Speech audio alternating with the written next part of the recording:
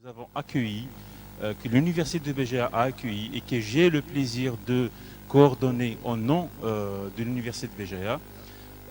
Donc le projet est une action Jean Monnet intitulée Le droit européen de la protection du consommateur. Donc pour cet événement, nous allons essayer de faire un retour d'expérience sur ce que nous avons fait durant la première année. Nous avons le plaisir d'accueillir avec nous des gens formés, des étudiants formés lors de ce module et aussi un professeur qui était avec nous lors de cette formation, qui a contribué avec nous pour la formation de nos étudiants. Il s'agit de professeur Philippe Delbecq, professeur à l'Université de Paris 1, Sorbonne. Si vous le permettez, chère assistance, je voudrais, avant de commencer, je voudrais donner déjà la parole à professeur Delbecq, car lui, il est pris par le temps. Donc, je remercie professeur déjà pour sa disponibilité avec nous. Donc, professeur, je vous en prie, vous avez participé avec nous à cet événement, à ce projet. Je voudrais avoir déjà une première impression sur comment vous voyez, vous avez vécu aussi, vous aussi, le projet, et comment vous avez trouvé le contenu, au moins des cours que vous avez dispensés à nos étudiants. Je vous en prie, professeur.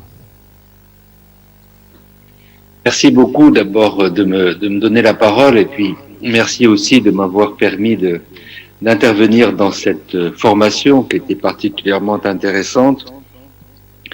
Alors, je vous prie là de bien vouloir m'excuser car je devrais vous quitter dans quelques minutes parce que j'ai précisément un cours cet après-midi à assurer et donc je ne suis pas totalement disponible. Donc toutes mes excuses pour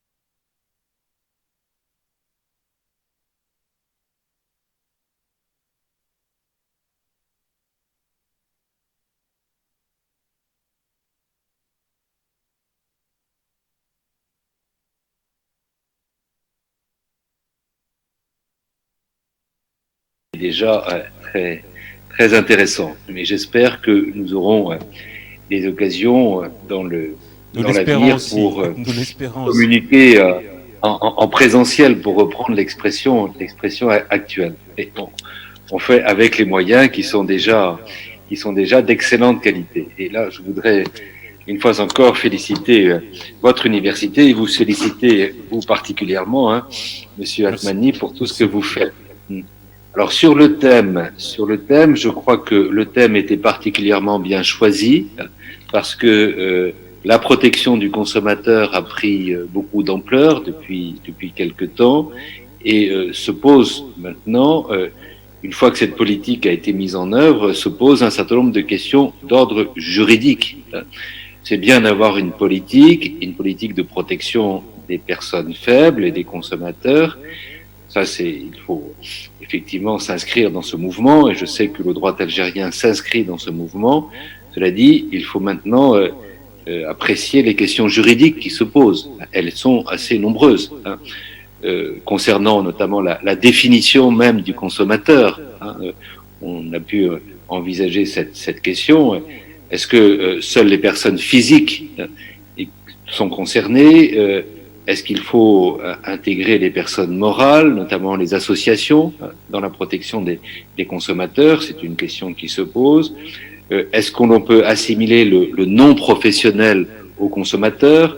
Donc, est-ce qu'il faut avoir une conception stricte ou une conception large du consommateur? C'est une question qui se pose aux tribunaux, qui se pose à la doctrine. Et puis, il faut bien entendu réfléchir à la protection. Est-ce que la protection doit être systématique? Est-ce que la protection doit comporter un certain nombre de limites, d'atténuation? ça, c'est également aux tribunaux et à la doctrine à le dire, hein, parce que je crois que il faut aussi permettre aux consommateurs, si je veux dire, de réagir et de ne pas se placer dans une situation qui est nécessairement une situation de subordination. Donc, la protection s'impose, certainement. Il faut protéger les personnes faibles, mais avec certaines limites. Donc, la protection ne doit pas être systématique. Et vous savez que lorsqu'une règle juridique est posée, bon, la règle juridique devient le principe, mais le principe, il comporte souvent des atténuations et des exceptions. Donc, nous devons réfléchir sur cet aspect des choses. Et est-ce que nous avons également envisagé cette question de savoir si la protection des consommateurs concerne tous les domaines, économiques, sans doute les achats, les ventes, les prestations de services, le crédit, les relations avec les banques, mais on peut se demander si un certain nombre d'activités d'abord doivent rentrer dans l'orbite du droit de la consommation, et si d'autres activités ne doivent pas sortir du droit de la consommation. Alors pour les activités qui doivent entrer dans le droit de la consommation, mais pour lesquelles on n'a peut-être pas aujourd'hui suffisamment de réflexion, il faut prendre en considération, me semble-t-il, tous les contrats qui se passent par voie électronique. L'électronique ne cesse de se développer, les contrats électroniques ont pris beaucoup d'importance, mais sur le plan juridique, on ne maîtrise pas encore toutes les questions. Et je sais qu'un certain nombre de contrats électroniques qui se passent par voie électronique, contrats avec Amazon par exemple, ce sont des contrats qui sont souvent soumis, pour ne citer que, sont soumis à des lois étrangères. Donc, est-ce que on peut, dans un contrat de consommation, donner compétence à une autre loi que la loi nationale? Moi, je n'en suis pas sûr, à condition peut-être d'écarter. Oui, mais c'est une question de droit international privé qui se pose et qui n'est pas aujourd'hui bien résolue. Et vous savez que dans la pratique, on voit très souvent donc ces contrats, dans ces conditions générales, des renvois à des lois étrangères. Ça, c'est un problème. Alors, quant aux activités dont on peut se demander s'ils doivent rentrer ou sortir du droit de la consommation, la question se pose pour toutes les opérations immobilières. Est-ce que l'immobilier, est-ce que les ventes immobilières, est-ce que le crédit immobilier fait partie du droit de la consommation?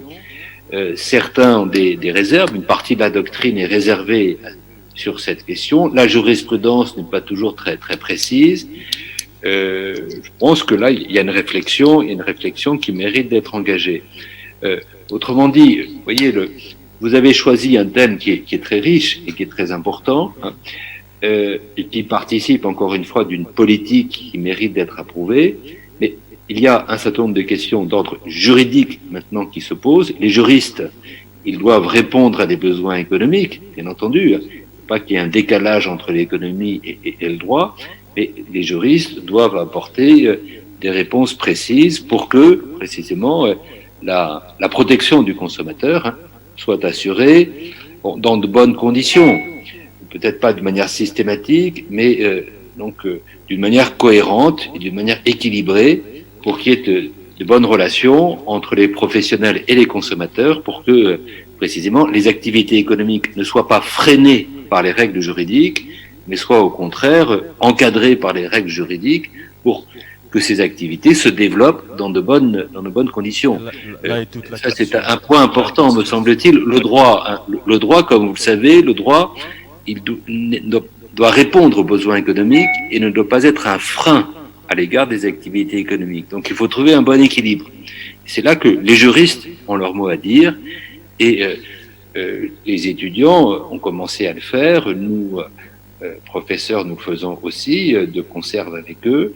Je pense qu'il faudrait maintenant, peut-être une fois que ces présentations ont été faites, que ces cours ont été faits, il faudrait essayer d'aller plus loin pour peut-être définir, si vous voulez, quelques sujets de mémoire ou quelques articles qui permettraient d'approfondir les quelques questions que nous avons pu évoquer. Mais donc, encore une fois, je suis dans le à programme votre déjà, disposition pour encadrer les articles.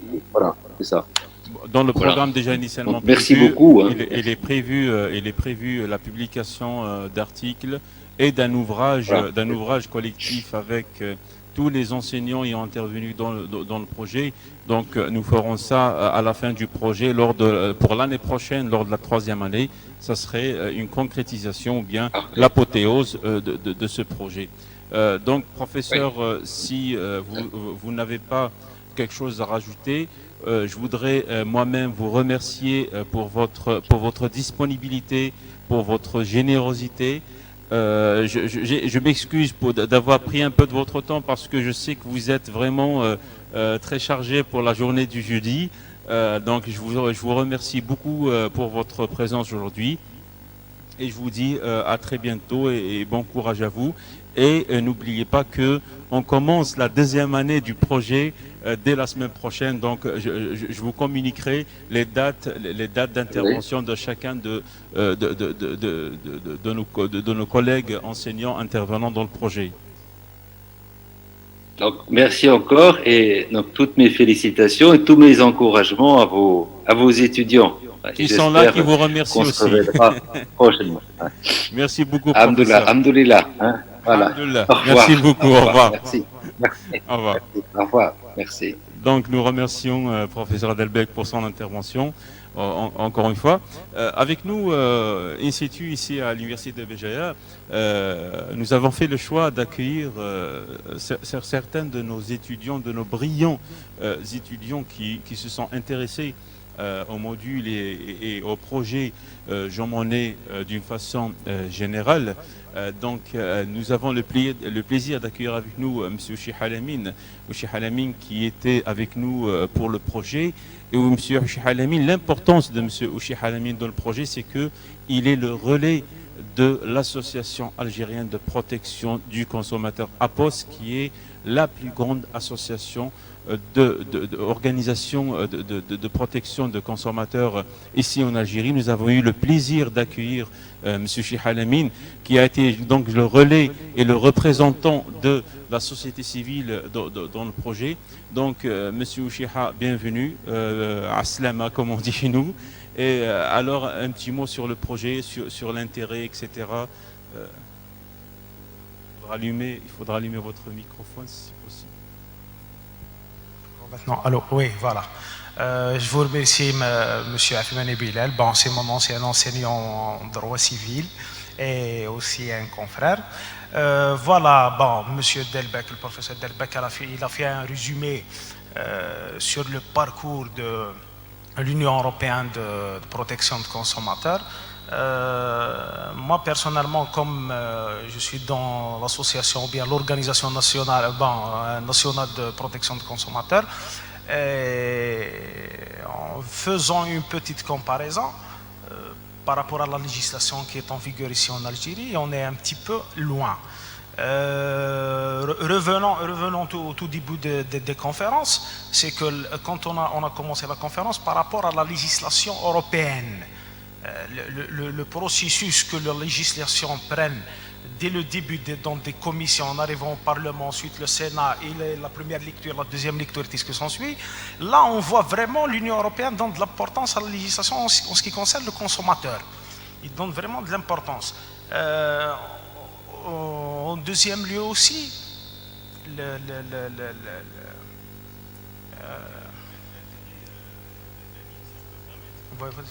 sais pas si.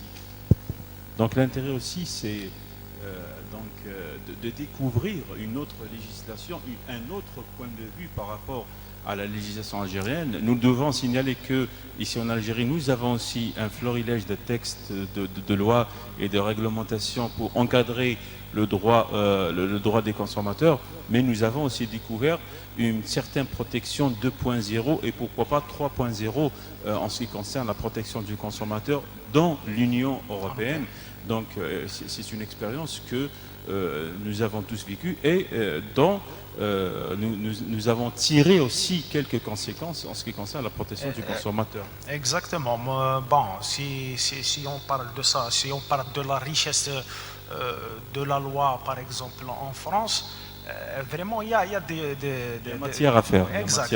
Il y a des choses importantes à intégrer ou bien à rajouter dans la législation. En France ou dans tous les pays européens, puisque la législation européenne s'applique sur tous les pays de l'Union européenne. Exactement, exactement. Et si aussi il y a un autre point, un inconvénient aussi en ce qui concerne la culture de consommation, il y a si on parle de l'Union européenne, bon, eux, c'est des gestes simples. Du quotidien. Voilà, ça fait partie de leur quotidien. Par exemple, si on voit un Européen dans une supérette, par exemple, quand il achète un truc, il prend tout son temps pour lire. Et voilà, alors nous ici, c'est... Pour informer et s'informer, c'est très important. C'est très important. Nous avons bien expliqué l'obligation du professionnel, l'obligation d'information du professionnel et le droit du consommateur à s'informer exactement. Ah, voilà, en grosso modo c'est ça, c'était une belle expérience, on a tiré des conclusions très importantes. J'espère que vous avez fait le relais pour l'organisation sur tout ce qui concerne... et j'aimerais bien que on travaillera aussi sur ça. On va essayer même de solliciter le président national, M. Zebdi, pour intervenir. M. Zebdi qui est formateur avec nous. Hein. Il est dans l'équipe académique avec nous, avec M. Grimès et tous les autres membres de l'organisation de la protection du consommateur. Merci beaucoup, Lamine, pour ce témoignage. Avec un grand plaisir. Et j'espère vraiment te revoir pour les 2 prochaines années, bien sûr, accompagné des autres membres de l'organisation pour s'informer et pour bénéficier de ce genre de projet. Merci beaucoup, mon cher ami. On est là à votre disposition à tout moment. Merci beaucoup l'ami. Donc je passe la parole à mademoiselle Alla Xilia.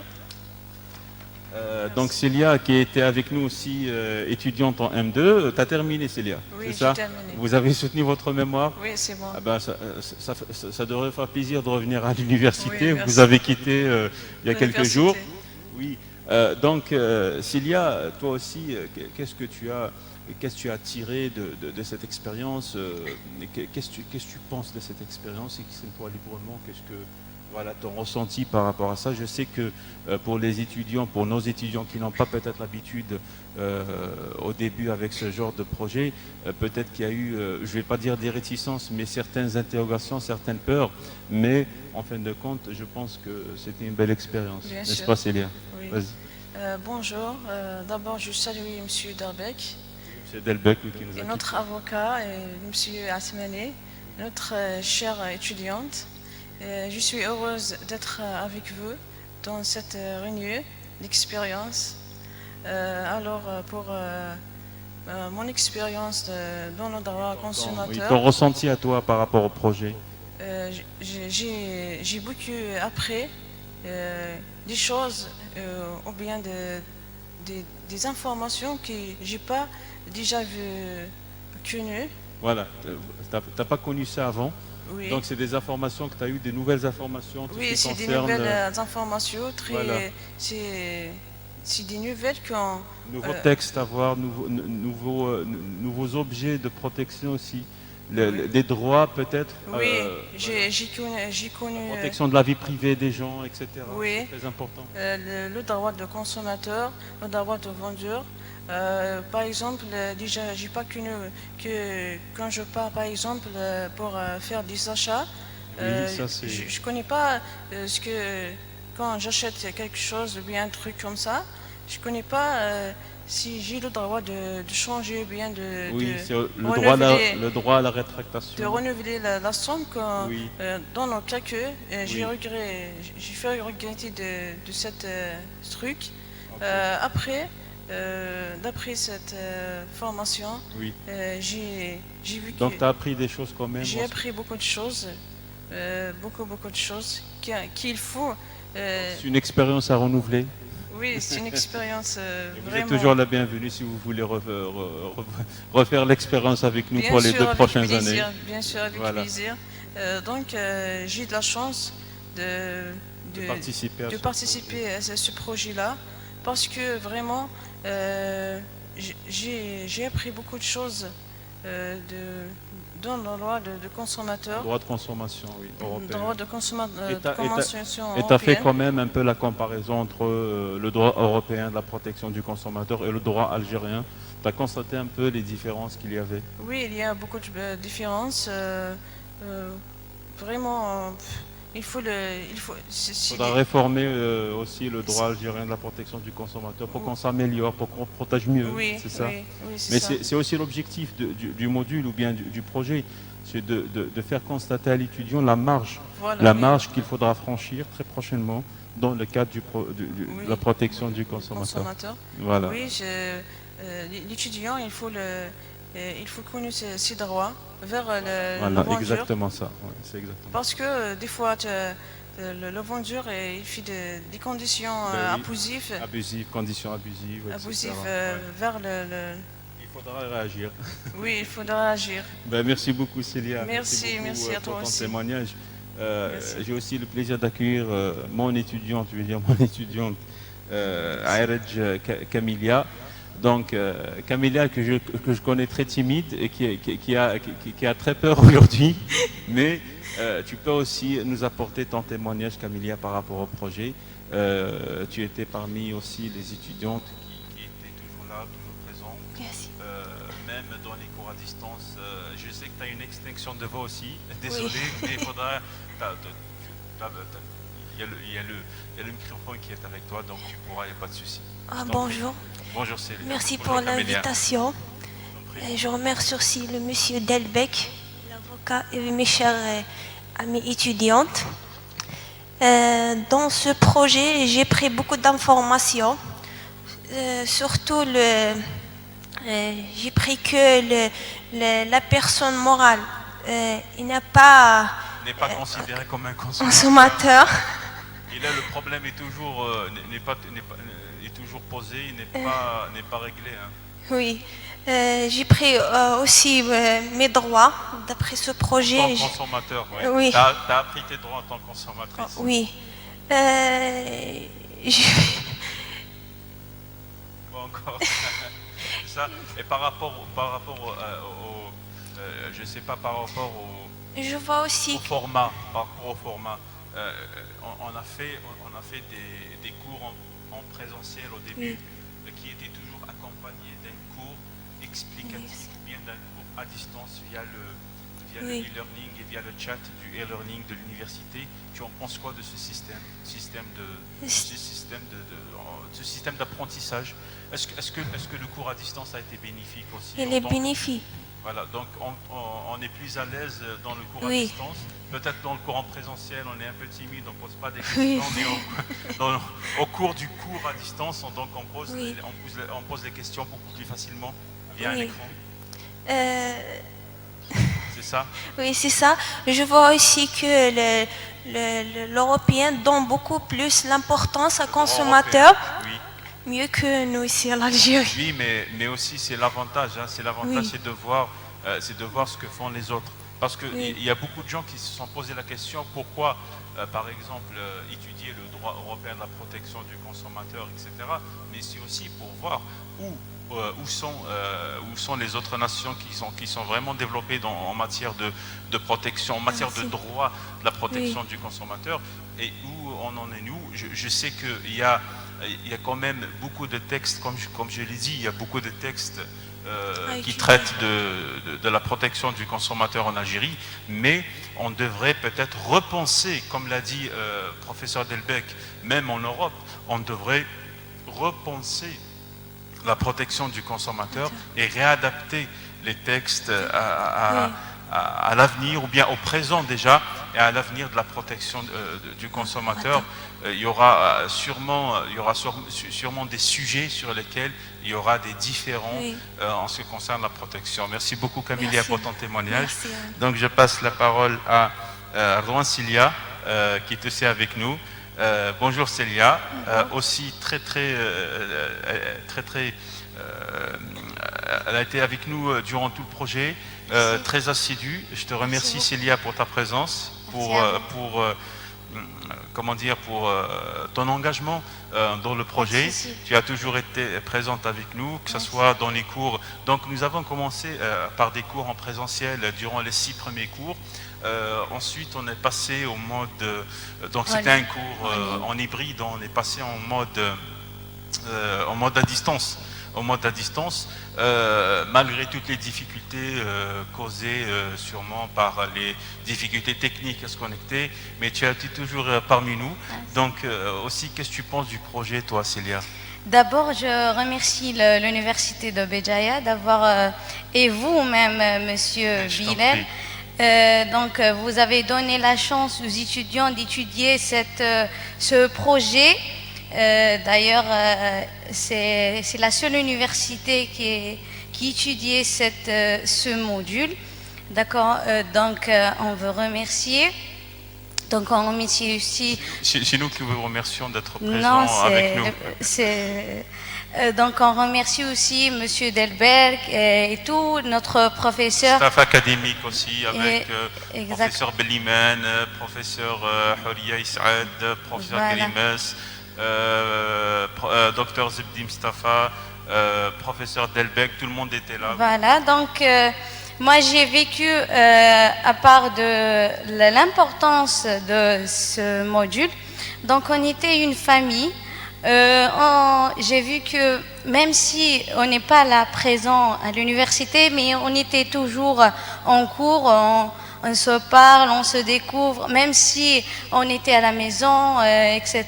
Mais il y a toujours un point de communication entre nous, comme des étudiants et des professeurs comme vous. Il y avait une période où on se retrouvait chaque jour. Chaque jour, il y avait un nouveau cours en matière de droit européen de la protection du consommateur. Il y avait un programme à exécuter. Nous avons fait les efforts nécessaires pour exécuter le programme dans son intégralité.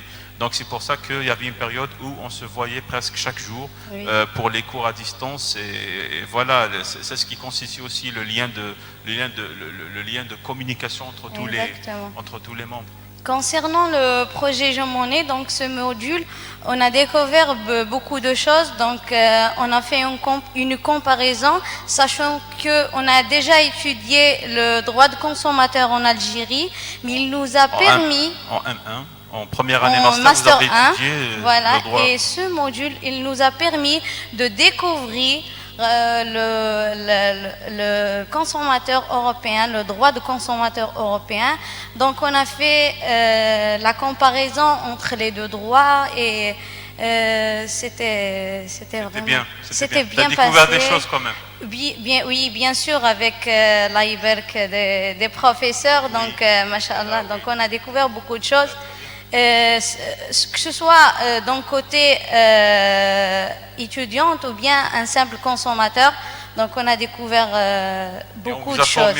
On vous a formé aussi parce que nous avons confiance en vous, les étudiants de deuxième année master. Vous êtes le futur de notre pays. Donc merci. Aussi, c'est de notre devoir de vous inculquer toutes les connaissances nécessaires qui va tirer le pays vers le haut et qui va développer notre pays vers le meilleur. Et aussi en matière de protection du consommateur, nous devons faire les efforts nécessaires pour avoir une. Ah, vas-y, je t'en prie, vas-y. Espérons bien que ce projet va se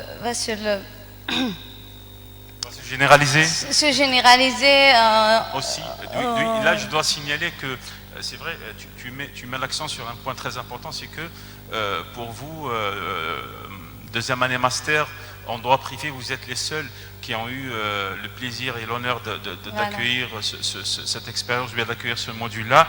Donc on aimerait bien aussi que ce genre d'expérience se multiplie pour toutes les spécialités et pour toutes les universités qui en Algérie. Merci beaucoup Célia pour ton témoignage. C'est très très gentil. Je passe la parole aussi à mon étudiante aussi timide et aussi stressée, Ben Safia, Félicia. Vas-y Félicia, qu'est-ce que tu nous as à nous dire sur ce module-là? Bonsoir. Il n'y a pas ton ami Amel avec toi aujourd'hui, donc tu es un peu plus stressé. Oui, donc je vais remercier d'abord M. Bilal Athmani et M. Delbecq aussi. Donc j'ai vécu... Le projet pour toi? C'est une très belle expérience. Très belle expérience. Oui. J'ai connu des choses que j'ai jamais déjà connues. Donc, Félicia, il faut bien expliquer que ce module-là de droit européen de protection du consommateur est venu en deuxième année master, qui fait suite à un autre module que vous avez eu en première année master au deuxième semestre de l'année d'avant. C'était le droit algérien de protection du consommateur. Nous l'avons fait exprès pour que vous puissiez aussi faire la comparaison entre les deux droits et en tirer le meilleur des deux. Le meilleur des deux. On ne dit pas que le droit européen de la protection du consommateur est parfait, loin de là, mais il y a des trucs qu'on peut quand même, où là on peut s'améliorer, on le fera. Et là où il y a des règles, par exemple, qui ne s'appliquent pas avec le droit algérien, on ne peut pas les importer ou bien les transposer par rapport au droit algérien. Oui, je pense que nous sommes vraiment loin par rapport... On va dire que la marge est grande quand même, que la marge est grande, mais qu'on doit faire tous ensemble les efforts nécessaires. Oui, bien sûr. Heureusement que c'est récupérable. Le programme a été un peu intensif quand même. Il était un peu parce que pour cause de Covid, nous avons commencé l'année durant le mois de janvier. C'était ça, nous étions les troisièmes à intégrer, je pense lors de troisième vague, à intégrer l'université. Donc nous avons commencé avec un peu de retard, mais nous avons quand même pu terminer le programme durant le mois et demi à peu près qui nous a avant même passer les examens. Oui, on a passé les examens à temps, etc. Donc le programme était assez chargé et comme je l'ai dit, nous avons passé aussi je peux dire une quinzaine de jours où on se voyait presque tous les jours à distance sur Zoom pour ce cours-là. Voilà. D'accord. Oui. Donc ça a été bénéfique pour toi aussi, Félicia. Oui. Ah ben c'est très bien. Merci beaucoup. Nous avons aussi avec nous mon étudiante aussi, Aqar Dahbia, pour nous donner son témoignage. Je te remercie, Dahbia, pour ta disponibilité aussi. Alors, qu'est-ce que tu penses toi aussi du projet, du module, des informations, de tout ça, quoi? D'abord, je vais remercier M. Delbecq et M. Athmani Bilal et mes amis. Je suis très très contente d'être ici aujourd'hui. Même nous on est contents, tu vois. Je suis vraiment près de... je suis découvrir beaucoup d'informations sur cette module, le droit de consommateur.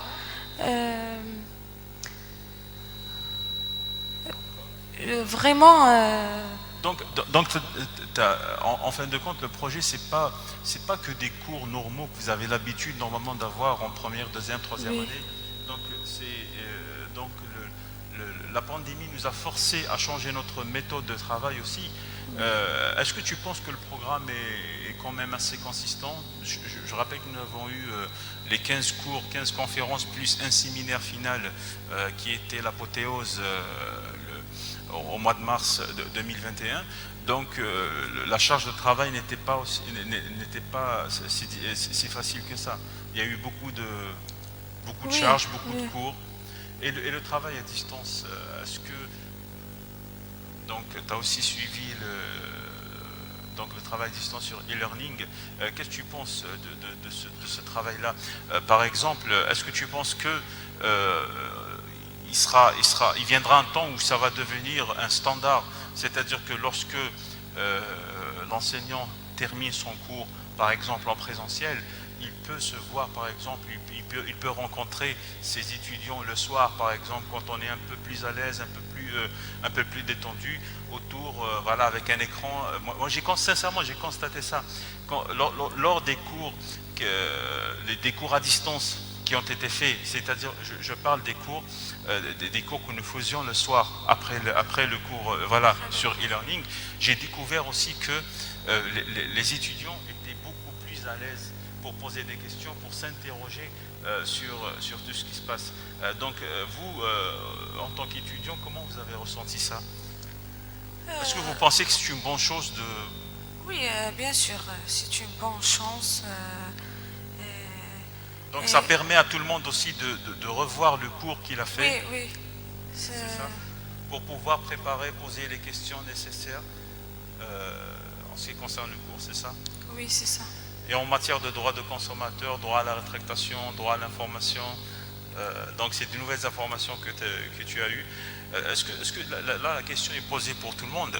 Est-ce que vous avez fait, par exemple, l'expérience que tout le monde fait, surtout en matière de droit, lorsqu'on étudie un droit, par exemple, un droit du consommateur ou bien un droit de la personne, etc. Est-ce que vous avez fait directement la comparaison avec le vécu? C'est-à-dire que quand on parle de droit à la rétractation, est-ce que vous avez directement pensé à un achat que vous avez fait et que vous auriez bien dû utiliser, avec lequel vous aurez bien dû utiliser votre droit à la rétractation, par exemple? Surtout que maintenant, aujourd'hui, avec la pandémie, tout le monde est passé au e-commerce et au commerce à distance et au commerce électronique. Donc, pour le droit, pour aussi le droit à l'information, je vous ai donné quelques exemples, par exemple sur les produits où l'information n'est pas bien donnée, sur les clauses abusives, sur la publicité trompeuse et mensongère. Nous avons aussi vu ça avec la publicité. Donc, est-ce que vous avez fait aussi toujours l'expérience de, quand vous étudiez quelque chose, vous le mettez en pratique? Quand vous faites, est-ce que quand vous faites aujourd'hui votre marché ou bien vos courses dans une grande surface, vous posez la question du droit à l'information, vous dites le produit ne respecte pas tel droit du consommateur? Vous l'avez fait? Oui. Ça se fait naturellement actuellement. Exactement. Exactement. Ça passe naturellement. Ce qui veut dire qu'on fait. Merci. Comme je l'ai cité tout à l'heure. Comme je l'ai cité bien avant, je vous ai dit qu'actuellement, d'après l'expérience qu'on a eue, on a un manque en matière d'information en ce qui concerne le droit de consommateur, mais actuellement, il se fait naturellement. Ce qui veut dire, dès qu'on part acheter un truc, ou là, je ne sais pas moi, si on achète un truc, ou bien on fait un contrat, ou bien, il y a eu le problème, par exemple, si je peux vous citer un exemple, la 4G. La 4G, elle était à 1000 dinars et d'un seul coup, on se retrouve à des factures de 3500 dinars. Il y a eu des clauses, vous pouvez contracter avec la 4G et vous n'aurez pas le droit d'avoir une copie du contrat. Bon, c'est des...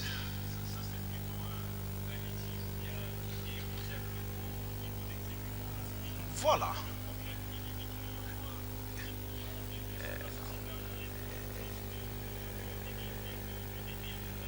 Exact.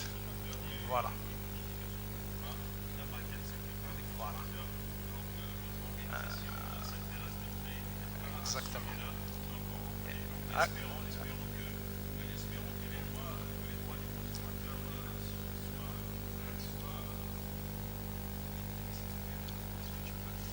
Merci beaucoup. Donc je dis que là tu fais allusion à... Donc tu fais allusion au conflit ou bien au litige qui lie les consommateurs d'Internet par rapport à leurs fournisseurs d'Internet. Donc il y a eu une petite modification du contrat. Donc là, le litige est en traitement, espérant que les droits de consommateurs soient préservés à ce sujet-là.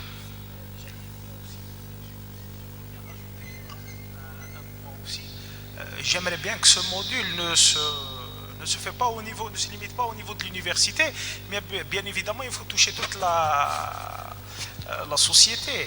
Vous voyez, alors il y a le citoyen, si je me permets, le citoyen algérien qui n'a pas ces données-là. Bon, je ne sais pas maintenant, est-ce qu'il cherche à savoir? Oui, mais c'est pour ça, Lamine, c'est pour ça que toi, par exemple, en tant qu'adhérent d'une organisation de protection du consommateur, on t'a cordialement invité pour être le relais, pour connaître. Toi aussi, tu seras le relais pour les adhérents de ton organisation. C'est pour ça que nous avons accueilli aussi des fonctionnaires, des hauts fonctionnaires de la direction de commerce de la wilaya de Béjaïa qui ne sont pas avec nous aujourd'hui malheureusement. Donc voilà, ils sont très occupés sur le terrain, surtout cette période de septembre-octobre. Donc ils étaient avec nous pour suivre la formation, pour aussi faire passer le message à eux, parce que c'est eux qui sont sur le terrain. Nous, on forme nos étudiants qui vont sur le terrain après, mais vous, par exemple, en tant qu'organisation, ou bien nos amis de la direction de commerce, ils sont directement liés, ou bien en contact avec le consommateur d'un côté et le professionnel de l'autre. Exactement, le rôle aussi de l'organisation de protection des consommateurs et de son environnement, de sensibiliser la population par rapport à ça. Voilà, en grosso modo c'est ça. Et nous avons le plaisir d'avoir avec nous Mustafa Zebdi qui est formateur avec nous dans ce projet. Donc chers amis, merci beaucoup pour votre participation, pour vos témoignages. Je sais que certains d'entre vous ont peut-être eu la boule au ventre, mais vous voyez que ça se passe très très bien pour les témoignages. Je remercie tous les gens qui nous suivent actuellement dans cet événement Erasmus Days et nous allons clôturer cette table ronde, ce retour d'expérience en vous remerciant et en restant à votre écoute pour la séquence de questions-réponses qui va se dérouler dans un instant. Merci à vous, au revoir, merci les amis.